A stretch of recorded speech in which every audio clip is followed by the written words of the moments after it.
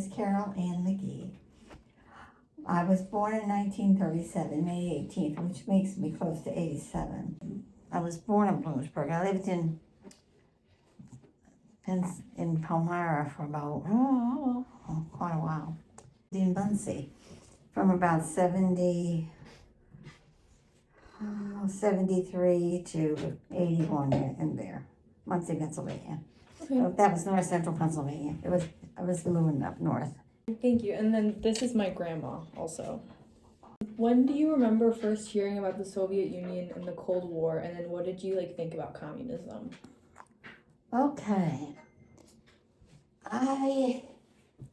I would say I wasn't really aware of it too much while I was in college, in 55 to 59. I have here excerpts from a little bits here and there. But when you're in college, you kind of focus on what you're being taught.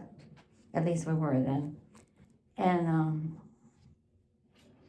but in the 60s, I became very aware of it.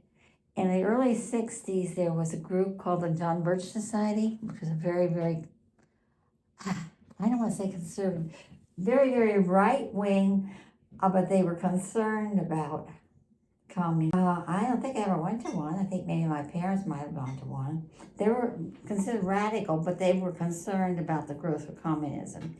And then I became concerned too, not by that extent by any means, but then I started studying it. And about the time I was in the late 60s, and the early 70s, I was more aware of it. I had done some courses on it, and then I taught a course on communism in a high school course, which I had to create myself. It was a fairly small Christian school, but not too small. They wanted this elective, so I created this course. What was it like to live through the events of the Cold War, and how did you and your family react to it? I'd say we were always alert. We knew something was wrong, and if it didn't get under control, we were going to be next. It wasn't like we were living through World War II, but a lot of people were, Mm-hmm. and it was frightening for a lot. And people were still afraid of communism. And I guess that was going on. That manifests itself in the entertainment industry too. I mean, that's what, if you read into any biographies of Ronald Reagan, he was involved in that in his early years too. Do you remember learning about the Hollywood 10 and all of them? The what? The Hollywood 10, all the actors that were blacklisted Oh yeah. for being communist? Oh, and then there were those, was that in the late 50s or early 60s? When there were trials. Andy McCarthy. Yeah, he was labeled. I'm not sure in my own mind how far off the track he was. Maybe then, but maybe what he saw has come to pass. I don't know. Because some of these things have really kind of fallen into a picture. They call it a lot of nice things, but that's not so, I don't think. What do you remember about nuclear threats and the civil defense efforts against the Cold War? In the schools that I taught, I don't remember in the late 60s or during the 60s when I started teaching, I don't remember kids having to, hide or go somewhere. I remember a little bit of that during the Second World War. We had to find a safe place when there were air raids. But I just remember hearing about it, but I never had any direct contact with it. It was scary for some children, depending on where they were living. We lived in a fairly quiet area. Yeah. And I think that might have been one of the reasons. But nationally and internationally, there were stories about that. What do you remember hearing about it?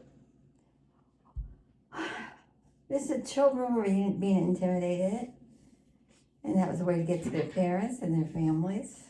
And then they eventually got to the point where they not only intimidated physically, but mentally. And that seems to be From what I had read in the early 60s, that was part of the plan. It wasn't all physical. I mean, guns and stuff. It was just taking over minds. What do you remember about like the Korean War? That was in the late 50s and the late 40s and early 50s. I just remember it was gruesome. And I remember when I went to seminary, one of the teachers had been a medic because the church that he represented didn't believe in taking up arms, but they would become a medic or not a conscientious objector, but they'd go into battle, but they wouldn't carry arms. And he came back and he was working there in the seminary. I remember that part that was somebody I knew personally. And I knew different people I knew of people that were fighting in the war. And I had one of my administrators when I was in high school. I taught in Pennsylvania for 9 years. I got along with him real well too. He had been in the war, and then he came out of the war and he went to finish his schooling and became an administrator. And there were some teachers too that had been in that war because they were a little too young to have been in World War II, but they were old enough to have been in Korea, and this was the 60s, so they were maybe around the same age as your parents by the time I knew them. Do you remember about like the Cuban Missile Crisis? That what? The Cuban Missile Crisis and how people reacted to that? The Cuban Missile Crisis. Yeah. I remember about it being taken care of, and it was frightening because it was so close. Yeah, I remember that. They had to take some action quickly. There wasn't any question. It had to be done, and it was done. That much I remember. It wasn't this edging back and forth. Did you think that there was a threat of like nuclear war during the Cold War? To tell the truth, I don't remember thinking about that too much. I knew it was there, but it was kind of out here and I was here. Mm-hmm.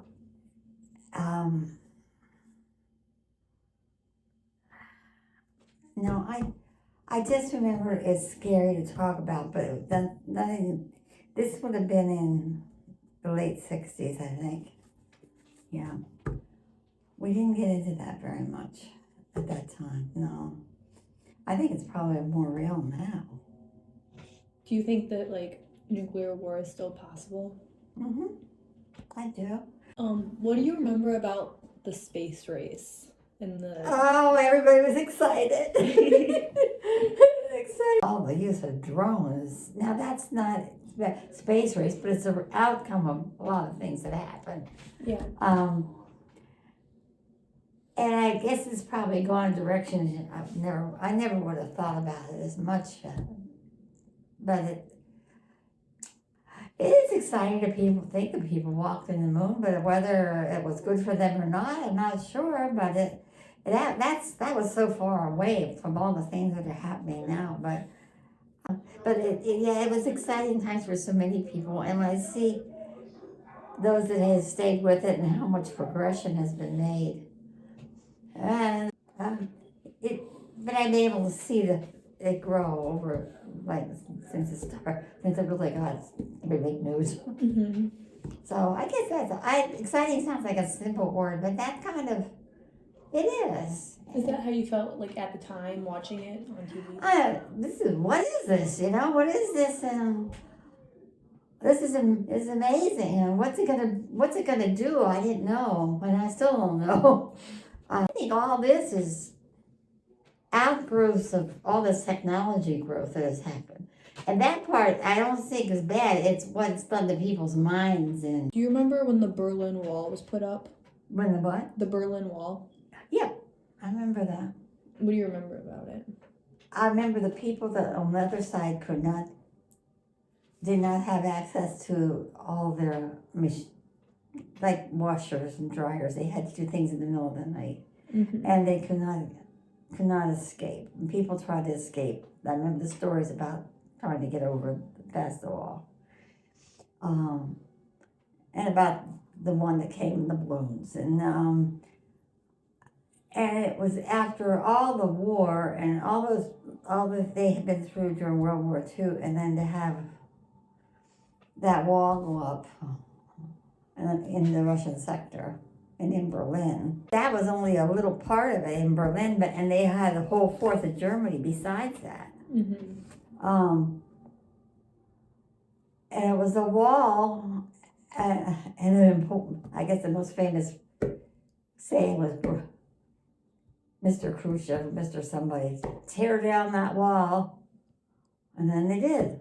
But it was not quite that easy. What do you remember about the Berlin Wall like coming down?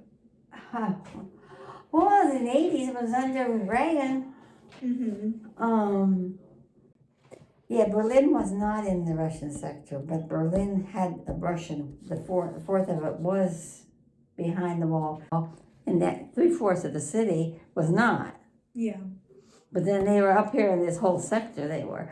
And I think so much emphasis was put on Berlin that you tended to overlook the fact that that whole section was behind the wall. Yeah. And the other thing I remember was the airlifts. Yeah. The airlifts, maybe they call them Berlin airlifts, because I guess that's where they could get in because they were closer there. Yeah. There was a blockade. Yeah, they were blocked. But they would take coal, they'd take all kinds of things, and the people weren't getting what they needed. Yeah.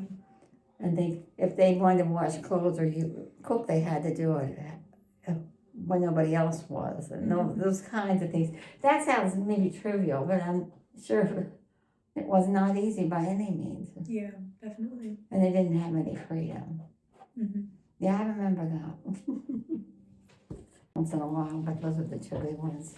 Do you remember any like books or media that were produced during that time that were like centered around the themes from the Cold War, like communism and? There were books on it, but I can't remember the names of them. And I know I read them and they were scary. Do you remember Personally like, scary, some of the themes from the books, even if you don't remember the names? Since I have a penchant for spy stories, the ones that were the heroes were the ones that were rescuing. That was a Second World War book, though. I always thought the Paris Underground was interesting, but that's a little earlier.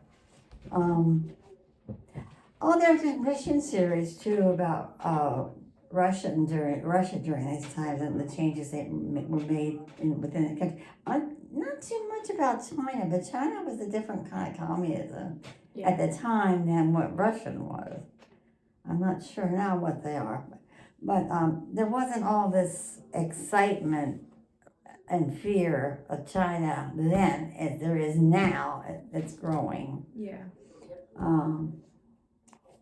But yeah, there were a lot of Christian novels that got into that too. Went right into the country of Russia. Those I think were written probably after there was more freedom to get into Russia. Now it seems to be a problem.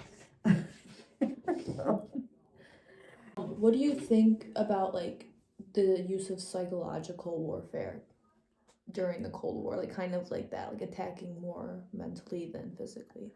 Yeah, I think there's a lot of that going on. I don't know if people are if they're just more concerned about, I don't know how to put this. It seems to me if you're going to protect a country because it's a democratic country, you continue to protect them. And there's been, I'm getting into more current history. You don't want to do that, though. We can talk about how it relates to the Cold War. The same kind of Similarities thing. and They were differences? just using those things then, but I think they're using them now in a different setting. Much more sophisticated means, though. Yeah. Much more sophisticated technology. But nevertheless, it's the same results, only more powerful. Yeah. Because they can reach into so many more more quickly than what they could when, like you said, what did I think about this and what did I think about that? Some I knew was happening because I've been kind of a news junkie. I am one, but it's much more. Just What actions do you think that the nation and government did to make people feel more secure or less secure during the Cold War? oh boy. In the late '60s, all our government was doing was Lyndon Johnson before John Kennedy came in. No, after he came in. Seemed to me they were thinking of all kinds of welfare programs and how to. I remember being so upset in the late '60s hearing about how people were getting all kinds of things for their children that they didn't have jobs and all kinds of things. And then I was 85 or 86, somewhere in there. But that was the outcome of a lot of things that happened in the late '60s when all these big welfare programs started under Lyndon Johnson particularly. Mm-hmm. So I think that was an outcome of the Cold War too. I mean, that's a lot of the basis of what they say communism is. They're not giving. They're just